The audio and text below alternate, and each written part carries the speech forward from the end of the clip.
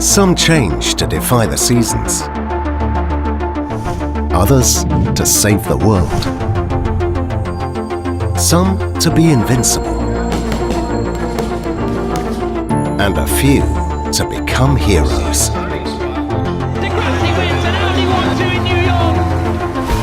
At Schaeffler, we're changing to shape the future. We're not merely on the move, we're traveling at full speed, and not just since yesterday either. Paths are made by walking them, with curiosity for what lies ahead. 4.0 is not just a number. It stands for the greatest revolution in industrial history. Mobility is becoming electric, connected, and autonomous, just like the manufacturing world. It's a challenge we accepted long ago, because that's in our DNA, where tradition and passion inspire each other. Our team keeps getting stronger and remains focused, because to find the way, you have to know where you're going. We're in it for the long haul, because we want to establish sustainable values. We're not just a key global player, we're also a family. We're in the midst of a transformation heading for the future, finding solutions for smart factories, for a world of connected machines, and for the digital networking of processes. We're evolving from a supplier of parts into a developer of complete smart systems. We make e-axles and hybrid modules, are visionaries with cutting-edge ideas for mobility, and Industry 4.0 strategists, with unmatched expertise and systems know-how. Yes, we're changing. After all, that's human nature. But we'll always be one thing: a reliable partner for our customers.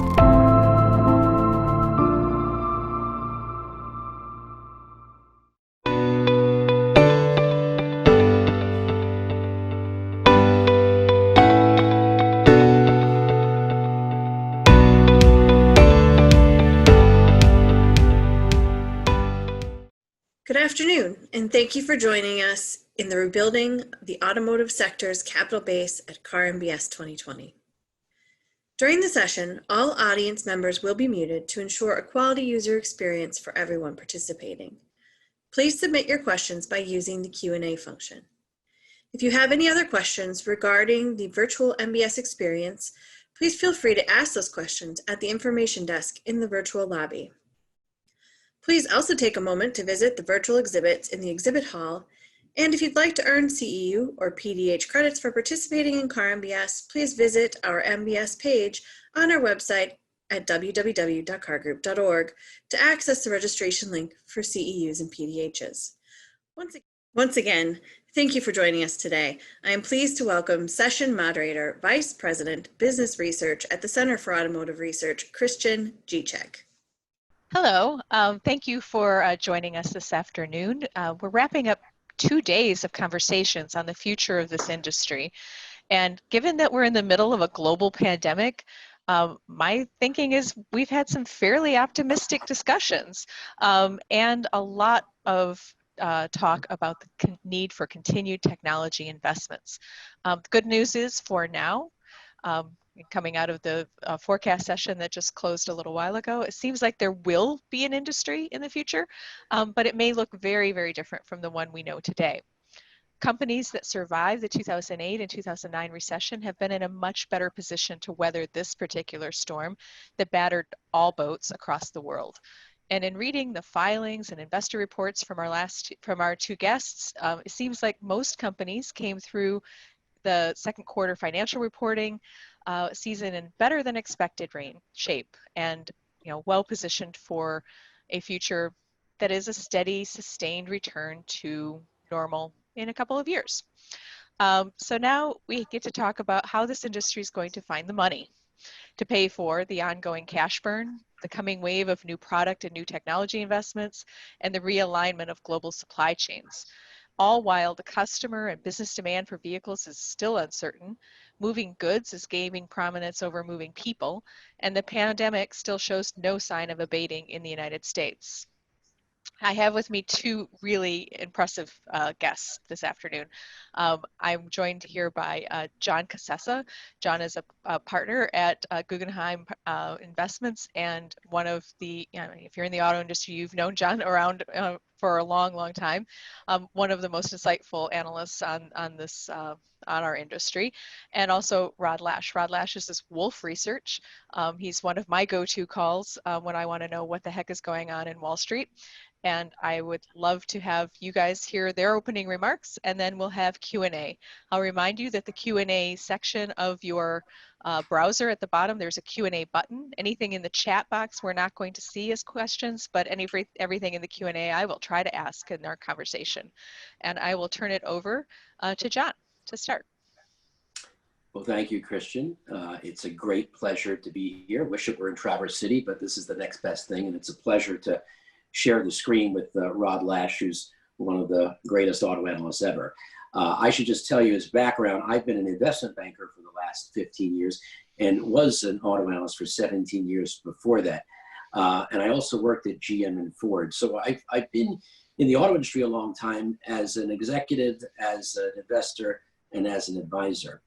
And what I'd like to speak briefly about, without any charts today, is this remarkable moment we're in from an industry standpoint.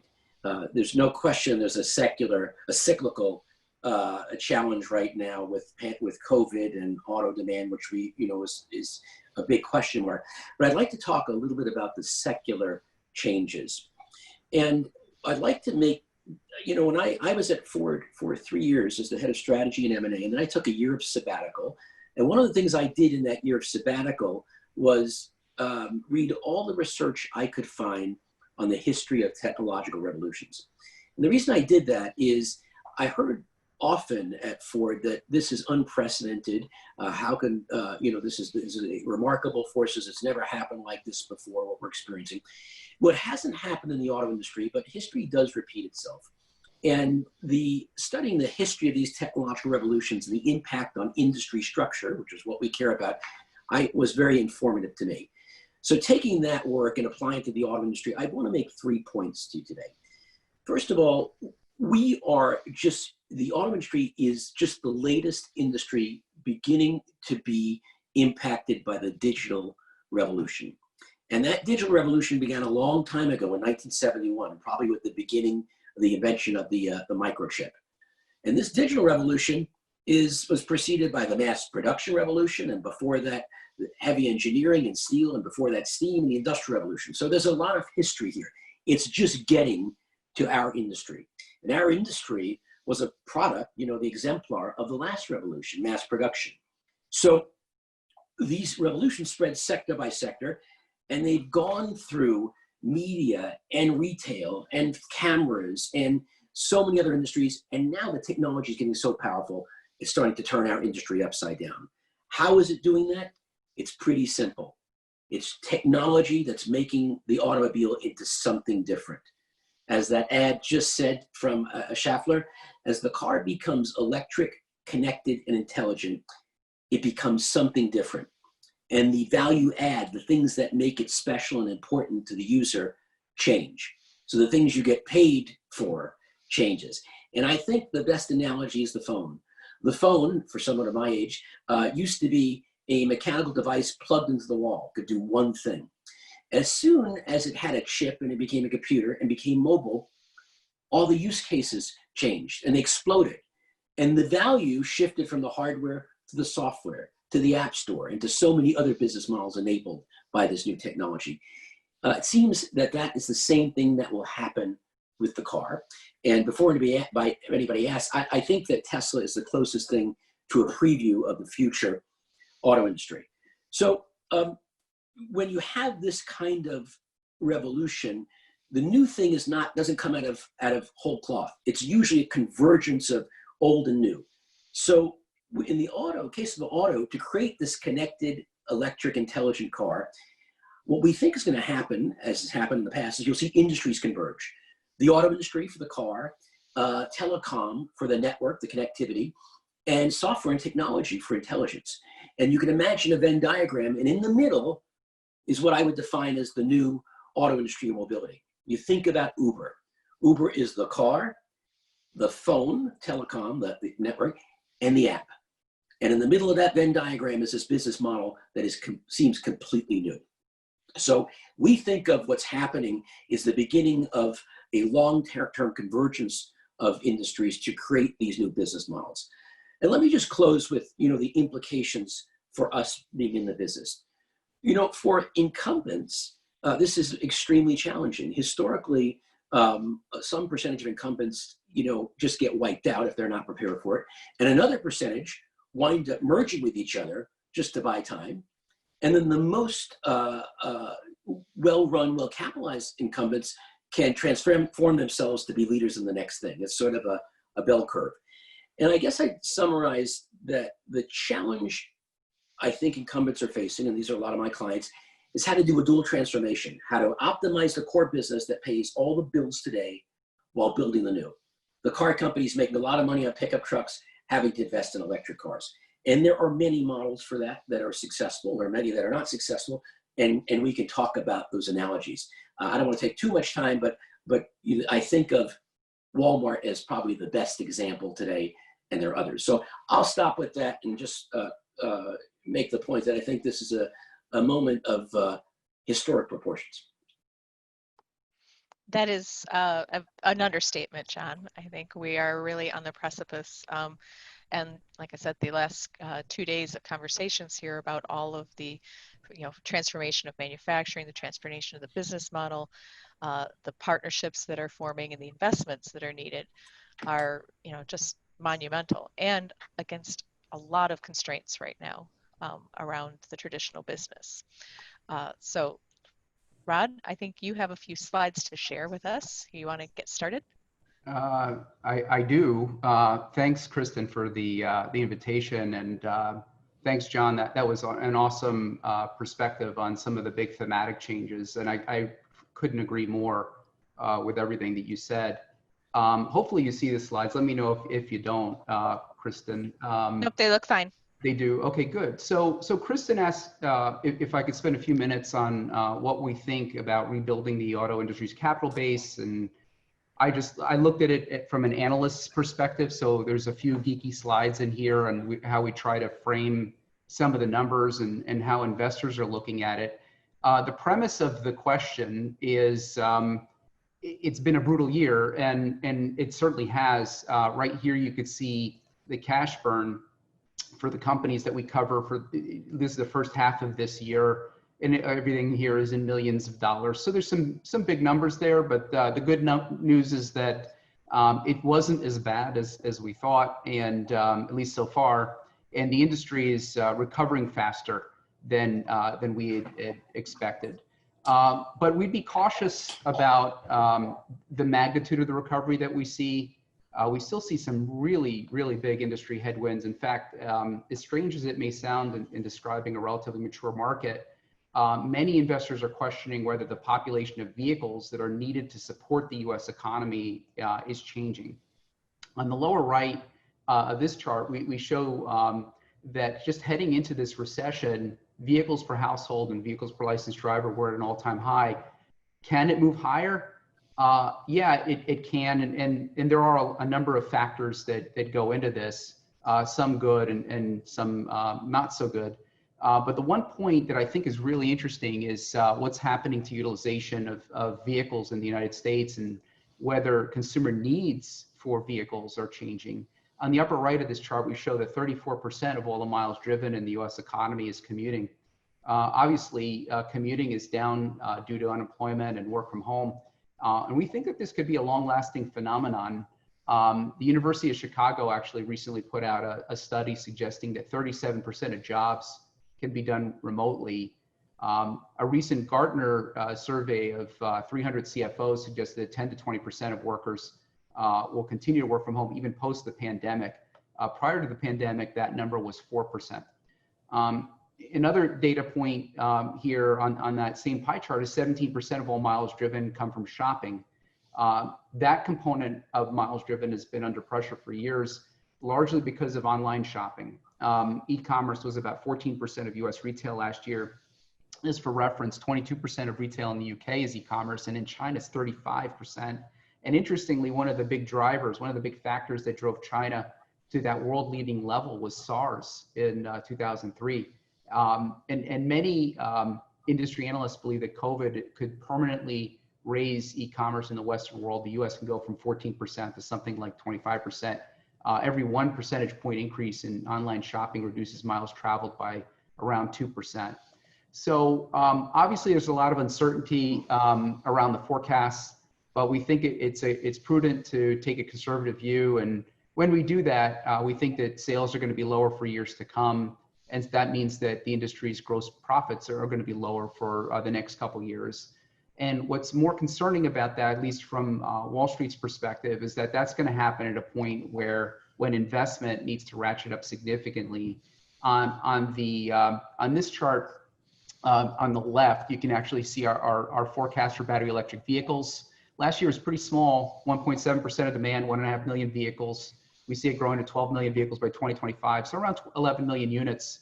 So what does that mean financially? Just for reference, since 2015, Tesla spent $3 billion on Fremont for their assembly, $4 billion in Reno for and elsewhere for packs and battery packs and drive units. Panasonic spent about $1.6 billion in Reno for sales. That's since 2015, largely to achieve 350,000 units of capacity for the Model 3 and then Model Y. You know, that's about $21,000 per unit of capacity. GM is spending $2.2 billion to transform Hamtramck for electric vehicle manufacturing. GM and LG are spending about $2.3 billion combined on batteries from Lordstown. That's about $23,000 per vehicle. Look, there's a lot of signs that that number is going to be coming down. Maybe it does come down to closer to what internal combustion capacity costs, which is around $11,000 per vehicle. But if you do the math, which we tried to do down here on the slide, it looks like there's about $116 billion of capital needed in the next 5 years, just CapEx, to achieve that 12 million units of capacity in the country, $23 billion a year. And I'll point out that that $23 billion excludes R&D, which for most of these automakers out there, they're spending 50% R&D, 50% CapEx. So it could easily be $40 billion a year, including R&D. And that doesn't include infrastructure. Based on the rule of thumb that we've seen, you need at least one public charger for every 10 EVs. And if we're going to grow from 77,000 EVs or public charge, we're going to grow to 5.4 million EVs in the market. We're going to need 540,000 public chargers within 5 years. That's another $9 to $10 billion of investment. Of course, the cost of this investment would be acceptable to Wall Street if we thought that there was a compelling growth opportunity and a compelling return opportunity, and the U.S. automakers can win. I'll tell you, it's not the consensus view right now, in part because of the operating environment. The concern amongst a lot of industry observers is that Europe and China have much more aggressive CO2 regulations and incentive structures and infrastructure initiatives. They're laying the groundwork for really strong markets for hybrids and electric vehicles. Europe, in fact, is using this crisis to double down on their electrification agenda. The US, on the other hand, has a lot less aggressive CO2 regulation. So there's a lot of uncertainty, obviously, over whether the regulations will change, but it's not going to be as strong a market for some of these technologies. And if history tells us anything, scale matters. That means having a domestic market for your products. And a lot of people believe that the US OEMs lost the passenger car market when it shifted to more efficient front-wheel drive architectures in the early 1970s, because the US didn't have the scale for that.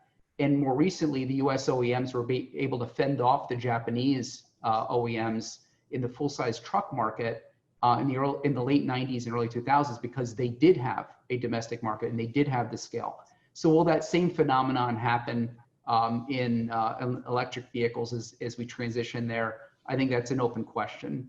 But if you follow the money, that would be the conclusion, that you would be a little pessimistic on what the US market's going to look like, the US OEMs are going to look like. These charts here show you battery manufacturing capacity.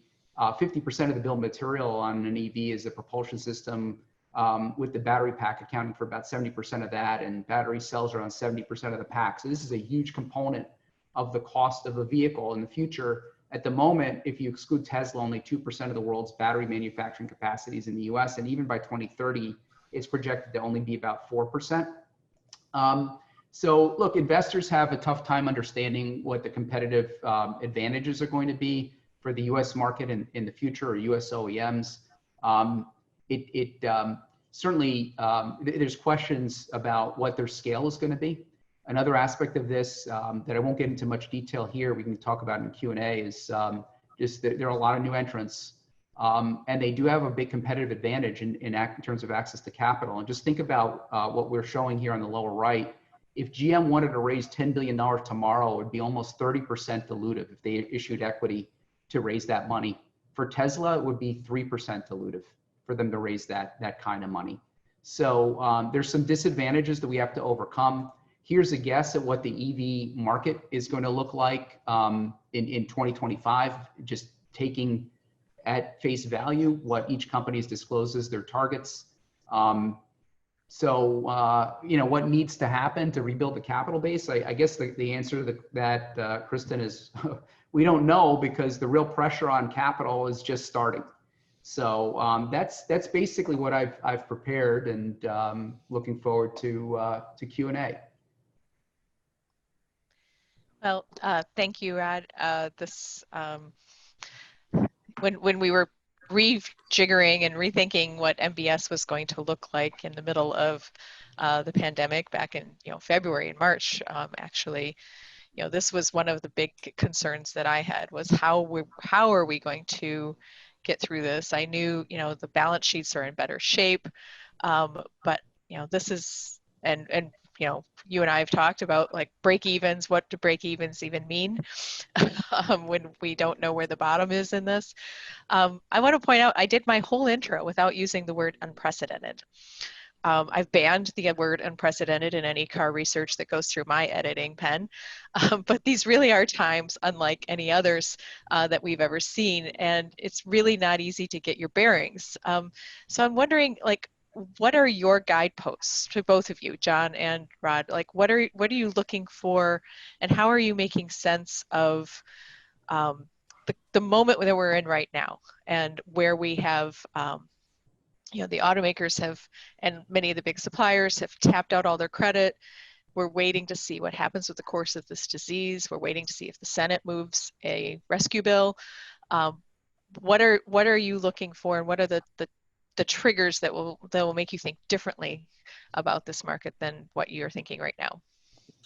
Well, I'll start with a few thoughts and that sort of come off some of the charts, those excellent charts that Rod showed. I think for a big picture, what Rod described about dilution, how much of the company you have to give up to raise a certain amount of money, is really quite profound. And so I look at the flow of capital, and we talk about rebuilding the sector's capital base. In a way, it's a misnomer. Capital, there's an enormous amount of capital for the sector. It's just getting behind the new technology, and it is fleeing the old technology of the incumbents. So I think the flow of capital is a big statement about the future. And it may get overdone, and stock prices could get too high, and it could be overbought. But the market is sending a very strong signal that the future is about electric and connected. And so if your business is not exposed to this, you have some very serious decisions to make. You can't just be Pollyannish about change and how great change is. Change can be terrible. So I think at a high level, I look at the flow of capital. I think very near term, I watch consumer sentiment, which is very highly correlated leading indicator to auto sales, and consumer sentiment is I think being very much affected by some of the things you talked about, the prospect for more unemployment insurance and things like that. But probably more than anything, what happens with COVID? And I don't think we really know the full effects on demand. We don't know, we know that household balance sheets have been dented. We know that consumer confidence and sentiment is weaker. And so I guess when I think about the short term and when demand's going to recover, I'm looking at how many people have jobs, how much money are they making, and do they have the competence to spend it? And that's, been the formula, the holy trinity for a long time. And so those are top of mind for me. And I think those three things are being hugely affected by COVID. And if this COVID thing continues, it continues because we can't get our hands around it. It doesn't say good things about demand in 2021. Yeah, I agree with John completely. I think you need to look at where the capital is flowing as a great indicator for where the growth is going to appear. What the capital markets are sponsoring in terms of just internally generated capital and profitability. Man, it is really tough right now to tell what's going to happen, because this is a very different recession than anything we've ever seen before. Candidly, based on all the modeling that we've always done, looking at leading indicators and econometric models, we would have expected sales to be a lot weaker than what we're seeing right now, both new and used. We would have expected used vehicle prices to be a lot weaker. But this is a strange recession. It happened very quickly. We had a 30% drop in GDP, but we had a 40% increase in disposable income because of aggressive government stimulus. But that's not going to be permanent. And the consequences of this recession probably are yet to come to some extent. Just think about just mechanically what happens. Let's say you were laid off in March and you've got 2 cars sitting in the driveway, maybe even 3 in the driveway. It's not like you rushed out to sell one of them because it's underutilized. That didn't happen overnight. You're hoping that things are going to return to normal. You're hoping that the restaurant you work in, the hotel you work at, the airline that you fly for is going to get you back in, and you're going to need that vehicle. But some of those workers are not going to get their jobs. And over time, there's going to be some consequences. And like I said in the presentation earlier, you think about utilization of the vehicle park and how underutilized it is. I do think that there are some consequences to what demand is going to be, and we just have to watch this week to week and month to month. Rod, we do have a question from our audience, a question about your CapEx forecast for EVs. Do they include the full supply chain, motors, batteries, cathodes, anodes, mines, the whole thing, or are you only looking at a narrow focus on the battery? And yeah, that's a good question. That is a very narrow focus, just on vehicle assembly, powertrain manufacturing. So motors, gearboxes, and I guess power electronics is included in that, and battery pack and cell manufacturing. But there is a huge supply chain under that is also going to be having to spend a lot of money, and that's not included in those numbers. So the numbers are even more huge if you added that in. And they were huge. Yeah. So as I mentioned in my introduction, we did see, I'm going to call it relative good news. Things were not as bad as we expected in Q2. There was even some resiliency in North America, at least at FCA. Not even performance across the sector, at least at the automaker level, but what were the bright spots for you in the earnings reports? And are there any things out there that cause you reason for concern? Like, you were expecting X, you got Y, and you're now worried. Yeah. Well, I can kick that one off. Maybe the bright spot, like you said, was the resilience. These companies, both automakers and suppliers, are very different than they were 10 years ago. They've dramatically improved the flexibility of their cost structures. They've reduced capacity. They've offloaded or addressed legacy liabilities, much lower break-even points. Amazingly, GM almost broke even in North America in the quarter, producing vehicles for only 1 of the 3 months during the quarter. That's pretty wild. When you think about the fixed costs of these companies, GM, just to illustrate their flexibility, back in 2009, I remember their fixed costs in North America being north of 40 billion a year. Now they're about 24 billion. We call them fixed costs. But what we discovered is They pulled $1.5 billion of cost out in the quarter. So they pulled out an annualized rate of $6 billion out of the 24 quickly. And that is a bright spot. And Ford as well lost a lot less than we would have expected. But these are temporary measures. This is what you do in an emergency when you're just conserving cash. You can't run your business like that long term, and we're going to see a lot of those costs return. So I think it's still to be determined. Although it's great to see that they were as flexible and resilient as they were. It's still yet to be determined what the longer term profitability impacts are and kind of how things settle out. And I think Wall Street's a little cautious about that aspect of it. I think before I toss to you, John, I want to throw in a little bit more here.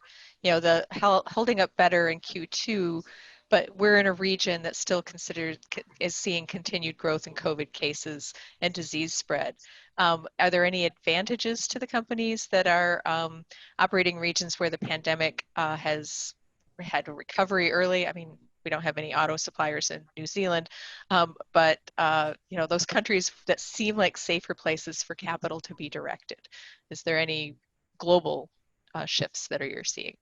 Yeah, I think it's too early to say. Look, clearly China recovered faster than the US did, and that's been helpful to companies that have exposure there. Europe, though, recovered slower and now is starting to come back.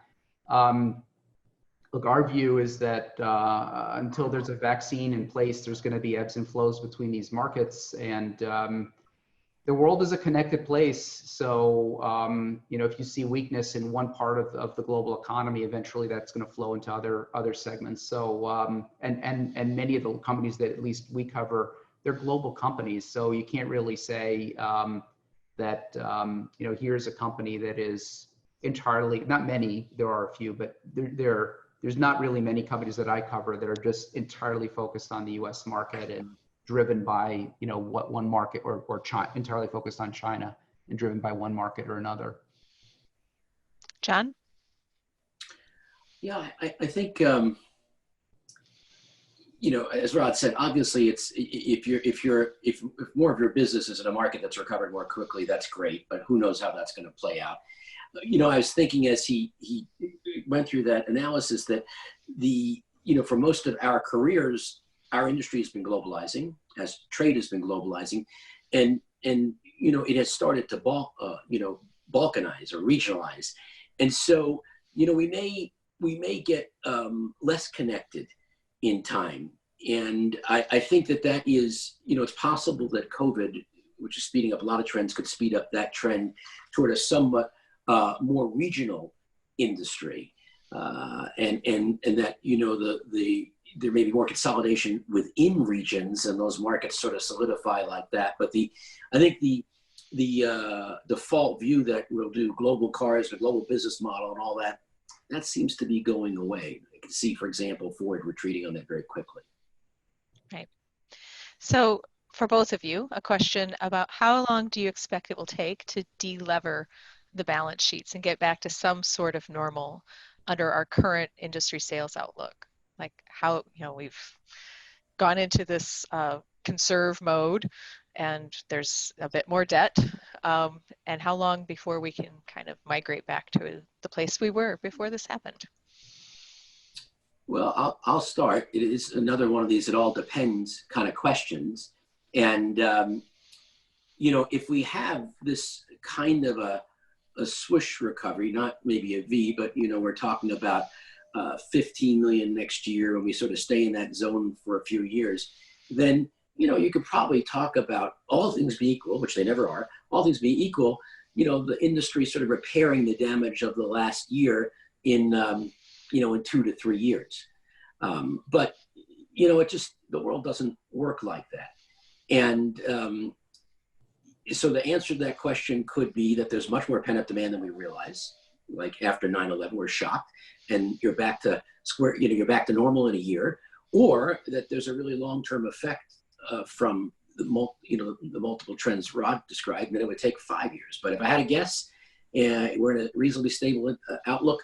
It's 3 years, and that's still, you know, it's about using earnings to rebuild the balance sheet when a lot of earnings have to be reinvested in the business.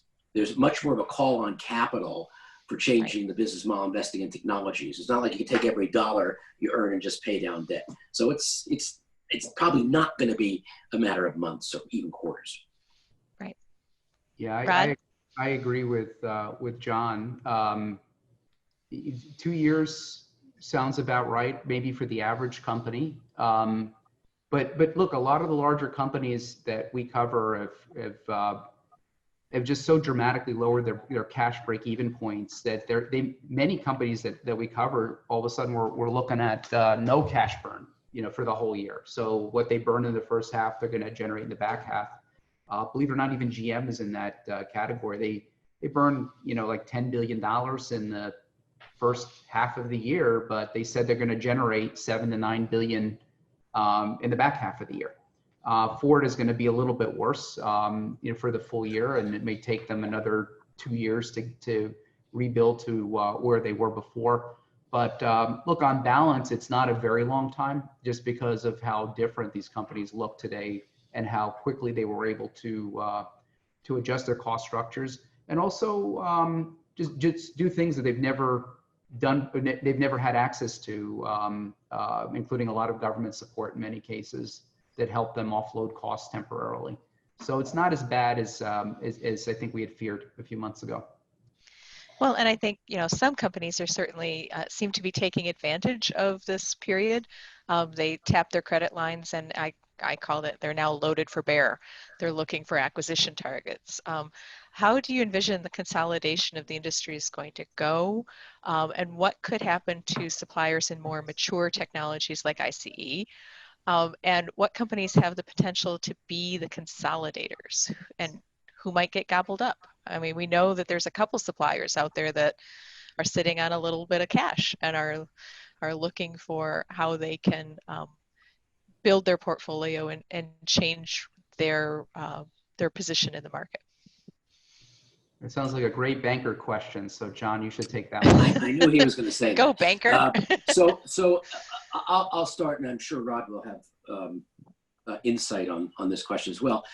Look, I think if history is any guide, so I'm not going to make a clever forecast. I'm not a futurist, but if history is any guide, when you have these moments of dislocation, that sort of separates the men from the boys, and you wind up with companies that are well capitalized and companies that are not, and so I think that has happened here, and it's been happening for a while, but this is accelerated, and so as the industry changes, and what I mean by that is the margins in the mature business is, the mature business, the ICE business is, demand is mature, the product's mature, and demand is saturated. So as that happens, as an industry ages, there gets to be a lot of price pressure.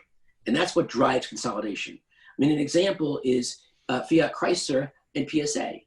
They say, geez, it's going to cost a lot of money to do all these new things. Maybe we're better together than apart. We can afford more R&D, maybe with scale. When we buy our parts, we can lower our costs. So when that happens at the top, it reverberates all the way down the supply chain. So I do think there is a very clear catalyst for consolidation in the supply base, especially of companies that are in these mature products. I also think that there are multi-product companies that have the capital to shift their portfolio. And, I think of Aptiv, has made so many portfolio changes and shifting away from legacy products to growth products. So those really well-capitalized companies will, I think, find great bargains in this dislocation. And it's really these times of, again, dislocation where people can change their competitive position. So to sum up, in this kind of environment, we expect consolidation, and we also expect strong companies to more quickly advance their position, and weak companies to get clobbered. I mean, it really, and if you're not well capitalized and the business is just in these mature products, you got to be moving very fast to find partnerships or make a decision about whether you want to stay in that business. Yeah, I don't have a lot to add to what John said. I think he's right. I will say that you may see some unique relationships forming that are not necessarily consolidation. You definitely saw that with Ford and Volkswagen. You're seeing it happen right now between General Motors and Honda. GM's going to be making battery packs and powertrains for Honda and electric vehicles. I wouldn't be surprised if down the road at some point, maybe Honda does some internal combustion small engines for GM. There are all kinds of things that could happen in this industry.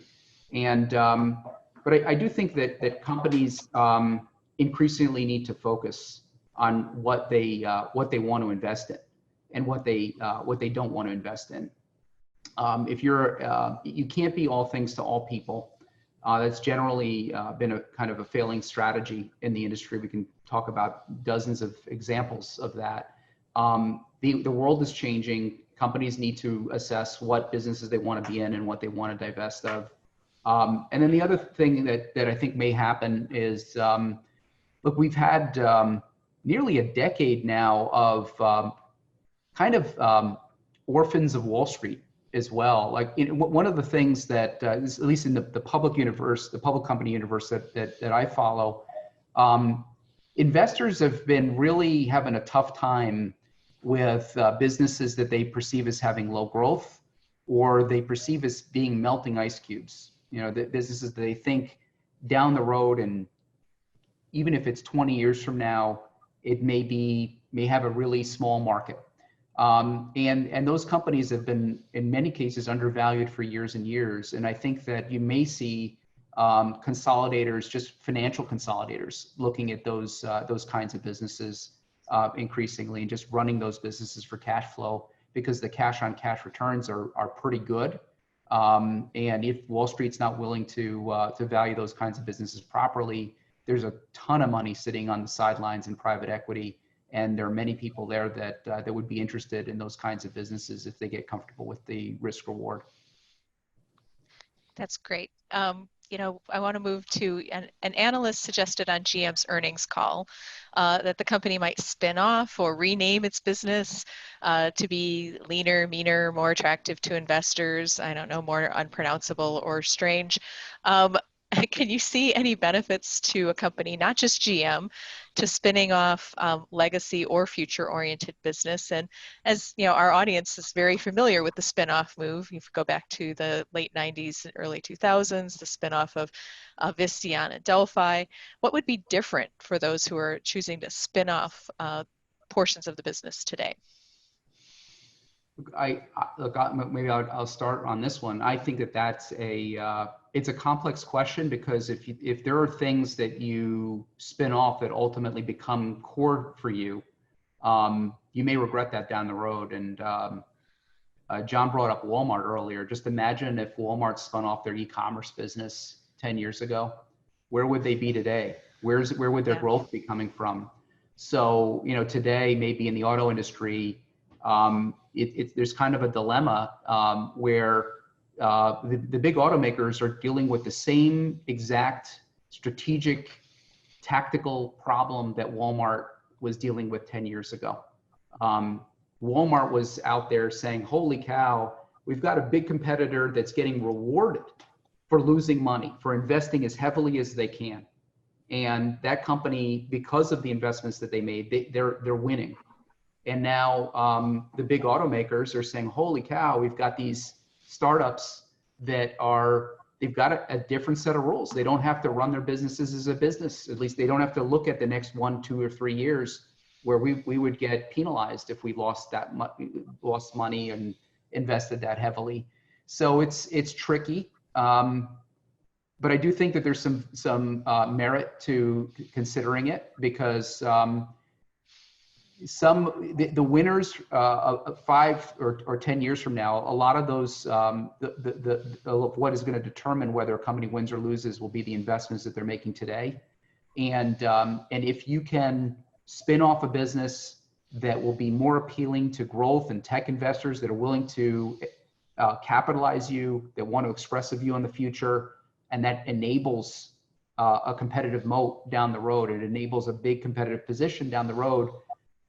That may have merit, but I think that these companies need to be careful about what they do. I think to some extent you're seeing some of these spinoffs with, certainly, Ford with Argo to some extent, and GM may do that with Cruise at some point, and we'll see what happens with electric vehicles. But that's it's very topical, and I think that there is some merit to it. Yep. Yeah, I think that just falls, if I may, the broad rubric of capital allocation, that the pressures Rod was describing are forcing companies, as he said, to think about what they should invest in. And Walmart, that I mentioned earlier on, not only Walmart invested and bought Jet to build an online platform, but at the same time, they got out of businesses in the UK, in South America. So they were doing both of these things, divesting businesses and acquiring businesses to change their portfolio. And as they were doing this, as they were investing in the Jet, that online platform, they were re-engineering the store experience. And now in retail, we talk about omni-channel when these things start to come together. So Walmart has had the staying power to invest on both the old and the new, and raise some of the capital by getting out of businesses where it couldn't compete. And I think that the same pressure is on all of these companies in mature industries that are being turned upside down by technology. And we're just the latest one, as I started the conversation. Right. I've got 2 more questions, and we're quickly running out of time, but I could talk to you guys for hours, and I wish I could. I'm going to I'm going to give you the question I was planning to end on, but we'll go with it now because it seems to flow. The question I get asked most often when we're talking about the financial situation of the auto industry is Tesla, Nikola, Lordstown Motors even, and their stock valuations. What's up with that? Why does Wall Street view the legacy firms so negatively? And how can a company that hasn't made a single vehicle or have, billions of dollars in plants and equipment across the world be valued higher than a significant legacy player? I'm happy to start. I think, Rod, we've heard that question before. Yeah. I get it all the time. Yeah. Well, I probably should. I have opinions, but let me defer to the real analyst, and then I'm happy to add some opinions because he's got to make these decisions every day. Go ahead, Rod. Yep. Yeah, look, I think you have. It's really interesting. I think that there's an appeal to the companies that are revolutionizing the industry, that can reinvent the business, sell directly to the consumer, sell software,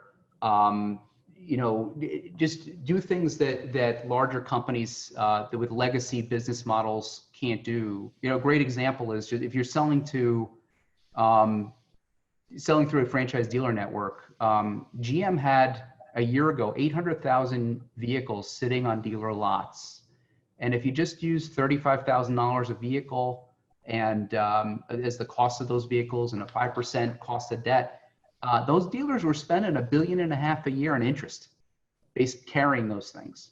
So that's just one of many examples where a new entrant could just look at the business and say, look, I'm not going to do that. There's a lot of inefficiency. If we were going to reinvent the wheel right now,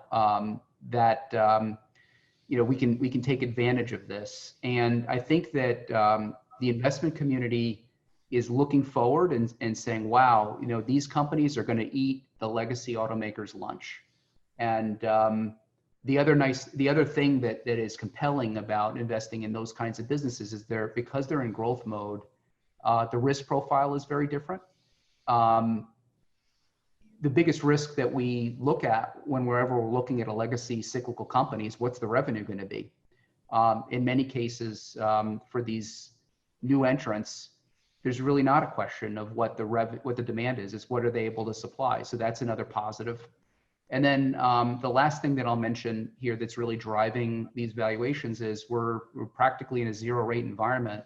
So normally any finance person that's looking at these companies and what their growth is going to be, they run a discounted cash flow model. And and they bring that back to today with some kind of cost of capital. And the lower that discount rate, the higher the present value is of that future stream of cash flows. So people are very excited. There are a lot of dynamics right now that are driving the valuation here. Look, it's a sexy place to be investing right now. It's exciting. We can all see that the world is going to be moving in that direction. Whereas the legacy industry, whether it's suppliers or automakers, have a lot of issues that they're going to have to contend with as the market transforms.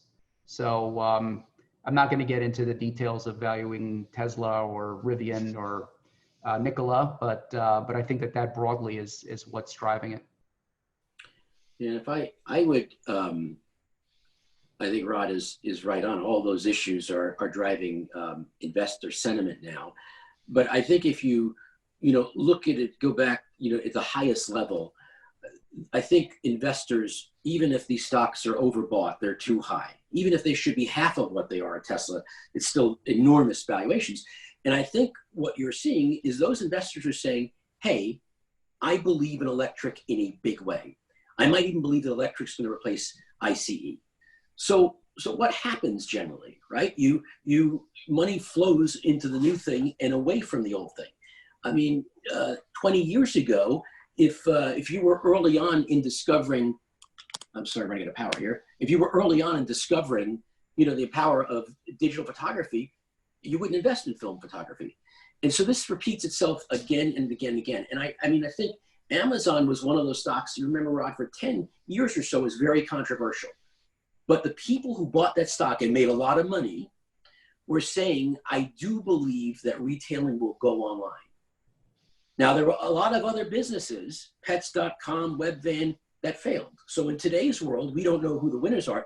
But my own point of view is that you either believe that electrification is going to happen or not. And if you believe it, you want to be exposed there, maybe to 3 or 4 companies. So that's what I think is happening. And it happened again and again and again. Go back to advertising. When people said, wow, advertising can shift from print to online, you wouldn't buy newspaper companies, right? The capital just flowed into all these online platforms. And Facebook was a hit, but MySpace disappeared. So I think the big picture is there is a terrific technological revolution underway. Electric is, sort of the tip of the spear. Capital's flowing there, and it makes a lot of sense. But in terms of individual companies, it's all up to execution, and there'll be winners and losers. But I think quite confidently, the capital base of the auto industry is going to grow. But it's a matter of it coming from the incumbents to the new entrants. And some of the incumbents may be strong enough to become the leaders in this next technological generation. And then for my very last question, and it kind of flows from all of this. Earlier, we talked about the EV signals being stronger in Europe and in China, and the regulatory framework being a little more stable. We also just recently saw the Wall Street Journal editorial page weigh in on their thoughts about a Biden presidency on taxes. What do you think a potential new administration, a change in administration this fall, could do to impact the auto industry and auto stocks? Well, are we going to get strong signals for electrification if we have a flip of the White House or even a flip of the Senate? Or are we going to continue on the pathway we've been on the regulatory front? And are there other factors to consider? Well, I made Rod start on the last question, so I'll start on this one. Look, this administration has been incredibly friendly to the auto industry. I mean, even friendlier than they were, sort of enough to want to roll back the last CAFE deal. So I think it's pretty easy to say that the next administration will create more challenges for the industry from a regulatory standpoint. It's going to be more progressive, very likely. And it does seem like, COVID has sped up some of these societal trends around sustainability as cities get cleaner and cities are saying, wow, without all these cars here, maybe we should have more bike lanes or more restaurant tables. So I think it's complex question, but it feels like the Biden administration will be very interested in infrastructure, including electric vehicle infrastructure, will be very interested in sustainability, especially as it relates to mobility and transportation. And so the challenges that were before me for a long time likely to accelerate. Right. And I know a lot in the industry are concerned about, pendulum swinging back hard the other way, that they've had a very favorable regulatory environment for the last 4 years, and that could be, even the oil and gas industry worries about this. So Rod, I think you get the last word here, and then we'll wrap up. Yeah, just the things that we're thinking about in the event of an administration change and a change in Congress fall into 3 buckets. It's tax policy, environmental policy, and trade policy. So look, just about every first-term president changes tax policy, and just given where U.S. debt levels are right now, that's creating a lot of uncertainty, and in fact, it's even likely to constrain capital spending in the U.S. economy for a while. So that's one area that will affect U.S. companies. Environmental policy, if the quickest route to changing anything would be for the EPA to drop its opposition to California's rules, and where there are 12 states that follow California's rules. We looked at in our forecasts if we had the Obama EPA rules for CAFE instead of the Trump EPA rules, our forecast for hybrids in 2025 would be 3 million units a year in the US instead of 800,000. So that could be very meaningful. Trade policy, I don't know, but obviously that's been a kind of a hallmark of the Trump administration. I find it very difficult to believe that we're going to see a scenario where the U.S. becomes more lenient on China, irrespective of who wins. But that was just the conclusion of the trade panel I moderated yesterday was very little change on China, and maybe a lot more focus on domestic issues to start with than before they go into the international. And I'm sorry if I interrupted you. No, that's all. Thank you. That's all. Okay, well, great. Rod and John, this has been great. I've seen a few feedback in my my device here on Twitter and direct messages to me saying this has been a really great panel, and I want to thank you for your insights and sharing those with our audience. I really appreciate it greatly. And for everyone else, this is the end of this panel, and I think we have a keynote right after this, and then a little bit of a happy hour or social hour. So I hope to see you around. Thank you so much, guys. Great, thank you.